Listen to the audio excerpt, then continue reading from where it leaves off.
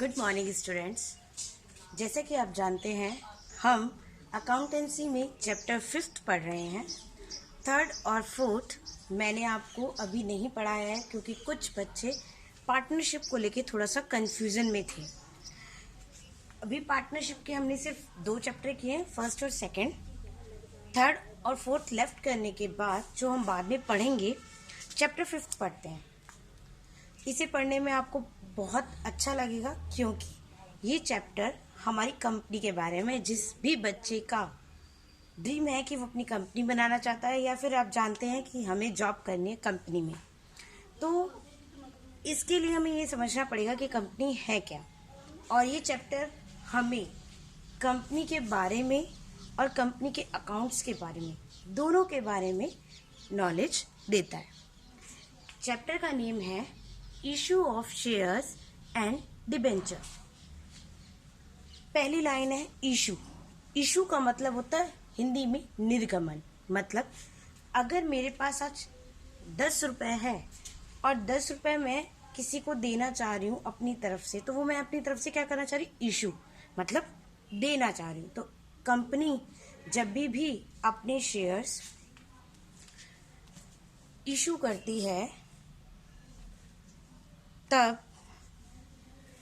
उसे issue of share, और अगर डिबेंचर जिसे हिंदी में बोला जाता है ऋण पत्र, अगर ऋण पत्र को इशू करती है तो उस टाइम जो एंट्रीज होंगी वो कौन कौन सी एंट्रीज होगी, इसके लिए हम इस चैप्टर को पढ़ते हैं। पहली बात ये है कि कंपनी होती क्या है। Topic is that definition of company. Yes, company का मतलब अच्छा खासा है कि जब लोग साथ मिलकर कंपनी, हम एक दूसरे की कंपनी एंजॉय करते हैं। इंग्लिश में नॉर्मल वर्ड है कंपनी, और कंपनी का मतलब होता है साथ में मिलजुल कर। तो यही है कंपनी। मिलजुल कर जब लोग काम करते हैं और प्रॉफिट अर्न करते हैं तो वो क्या कहलाती है, कंपनी। लेकिन जब हम इसको लीगली यूज़ करते हैं तो उसके लिए हमारे यहाँ टर्म्स हैं कुछ, और एक एक्ट बना हुआ है कि कंपनी अगर आप बना रहे हो, लीगली एक फॉर्म आप बना रहे हो, तो उसका जो कॉन्स्टिट्यूशन होगा, जो उसको बनाने का तरीका, उसमें इशू करने का तरीका, किस तरह की कंपनी आप बना सकते हो, ये सारी चीज़ें उसमें लिखी होंगी।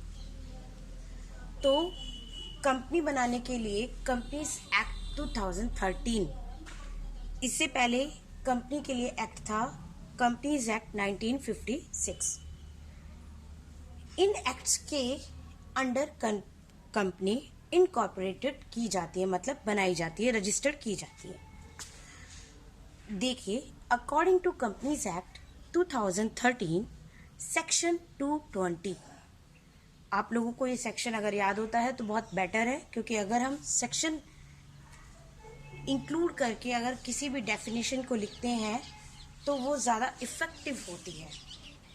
तो according to companies act 2013 section 220, any organisation, एक कोई भी संगठन which is incorporated under this act, जो इस एक्ट के अंतर्गत बनाई गई हो, इनकॉर्पोरेट की गई हो। कौन सा एक्ट, कंपनीज एक्ट 2013, या प्रीवियस कंपनी लॉ, जो क्या था हमारा companies act 1956, it's called company.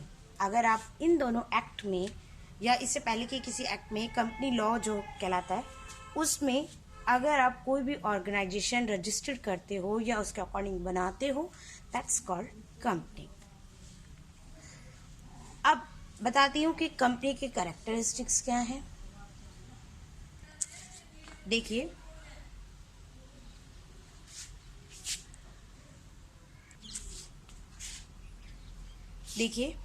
Next topic है हमारा कैरेक्टरिस्टिक्स ऑफ कंपनी। आप जानते हैं कि आप इसे 11th में अच्छे से पढ़ चुके हैं। कंपनी की जितनी भी थ्योरी थी वो हमने 11th में पढ़ी है, लेकिन इस चैप्टर में हमारा मेन जो पर्पज़ है वो पढ़ना है कंपनी की अकाउंटिंग। इसलिए मैं आपको थोड़ी सी चीज़ें बता देती हूँ थ्योरेटिकल पार्ट पे, जो आप 11th में पढ़ चुके हैं। पहला है हमारा incorporated under Companies Act 2013 और any previous law. Yes, जो कंपनी है वो कंपनीज एक्ट 2030 या किसी प्रीवियस लॉ जो मैंने आपको बताया कंपनीज एक्ट 1956 इसके अकॉर्डिंग इनकॉर्पोरेट की जाती है, रजिस्टर्ड की जाती है and operate by board of directors. Yes, और इसे चलाया किसके द्वारा जाता है? बोर्ड ऑफ डायरेक्टर्स के द्वारा. जो बोर्ड ऑफ डायरेक्टर्स होते हैं वो कंपनी के ऑनर्स द्वारा सेलेक्ट किए जाते हैं, इलेक्ट करके, मतलब चुनकर. सेकंड है it is an artificial and intangible person. Artificial मतलब होता है कृत्रिम और इंटेंजिबल मतलब होता है अदृश्य. यस, जो कंपनी होती है वो कृत्रिम व्यक्ति होती है और इंटेंजिबल. यस, आपको ये कहीं भी हम ना तो कंपनी को छू सकते हैं ना महसूस कर सकते हैं. एक बिल्डिंग पे नाम लिखा होगा या एक पेपर पर इसका नाम लिखा होगा, उसके द्वारा ही सारे काम किए जाते हैं. तो इसलिए जो कंपनी है वो क्या है? इंटेंजिबल पर्सन और आर्टिफिशियल, क्योंकि ये नेचुरल नहीं है, ये लोगों के द्वारा बनाई जाती है, तो ये क्या है? Artificial person. Third is it's have separate entity of its members. Yes, इसकी जो एंटिटी है वो सेपरेट होती है इसके मेंबर से. हम जानते हैं सेपरेट एंटिटी किसे कहते हैं. सेपरेट एंटिटी का मतलब ये है कि अगर कोई मेंबर की जो लायबिलिटीज हैं वो इस केस में सेपरेट होती है, मतलब उसकी लायबिलिटीज उसके शेयर्स तक की लिमिट तक है. इसके अलावा इसकी एंटिटी इसके मेंबर से सेपरेट है. इट मीन्स कंपनी अपने मेंबर से सेपरेट आइडेंटिटी रखती है. अगर मेंबर कुछ भी करता है तो उसके लिए कंपनी लायबल नहीं है, और अगर कंपनी की तरफ से बोर्ड ऑफ डायरेक्टर्स अगर कुछ करते हैं या फिर कुछ ऐसा काम होता है तो उसके लिए कंपनी लायबल नहीं है. Perpetual succession. यस, इसे हिंदी में बोला जाता है शाश्वत उत्तराधिकार. यस, कंपनी का शाश्वत उत्तराधिकार होता है, मतलब कंपनी किसी भी ऑनर से या बोर्ड ऑफ डायरेक्टर के मरने से कंपनी ख़त्म नहीं होती है. कंपनी ख़त्म कब होती है? जब इसे हम कंपनीज एक्ट 2013 के अकॉर्डिंग प्रॉपर एक प्रोसेस में अगर कंपनी ख़त्म करेंगे तो कंपनी ख़त्म होगी.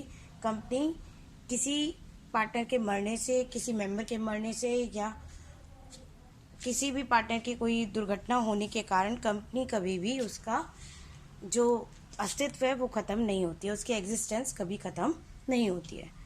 फिफ्थ है limited liability of members. Yes, company के जो मेंबर्स हैं उनकी लायबिलिटी लिमिटेड होती है, और वो कहाँ तक? उनकी शेयर्स की लायबिलिटी तक.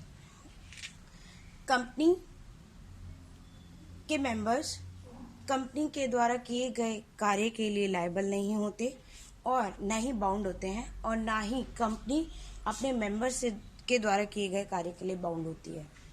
Share freely transferable except private company. Yes, आप जानते हैं पब्लिक कंपनी को ही शेयर ट्रांसफ़र करने का राइट है. आप प्राइवेट कंपनी किसी भी तरह के कोई भी शेयर को ट्रांसफ़र नहीं कर सकती, फ्रीली ट्रांसफ़र नहीं कर सकती. नेक्स्ट है company it has common seal. Yes, company has a common seal. उस कॉमन सील के ही द्वारा कंपनी अपना पूरा काम करती है. पेपर पे अगर कंपनी कुछ खरीद रही है, परचेज कर रही है या फिर सेल कर रही है तो उसके लिए, या कोई भी कॉन्ट्रैक्ट कर रही है तो उसके लिए उसकी कॉमन सील होना ज़रूरी है. वो अपनी कॉमन सील के बिना कॉन्ट्रैक्ट्स नहीं कर सकती है.